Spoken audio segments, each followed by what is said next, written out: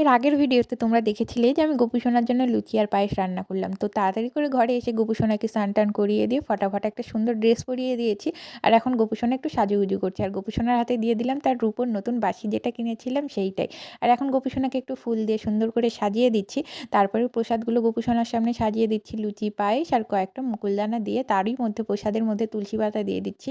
গোপালের প্রসাদে তুলসী পাতা না দিলে নাকি গোপাল প্রসাদ গ্রহণ করে না। তারপরে একটু তিলক চন্দন পরিয়ে দিলাম গোপুকে, তারপরে একটু প্রদীপ ধূপ এইসব দেখিয়ে নিয়ে এখন গোপুকে একটু আমি সুন্দর করে খাইয়ে দেবো। এই যে লক্ষ্মী ছেলে হয়ে আমার গোপু সোনা এখন খেয়ে নেবে। এই যে দেখছো কত সুন্দরভাবে খাচ্ছে আর লক্ষ্মী ছেলে হয়ে বসে আছে। আমার তো জানো ভীষণ ভালো লাগছিলো, এই প্রথমবার আমি গোপু সোনাকে নিজের হাতে রান্না করে কিছু খাওয়াচ্ছিলাম। আর 3 বার দিতে হয়, সেই জন্য একটু একটু করে আমি 3 বার গোপু সোনাকে খাইয়ে দিলাম। এখন গোপু সোনাকে একটু জল খাইয়ে দিচ্ছি।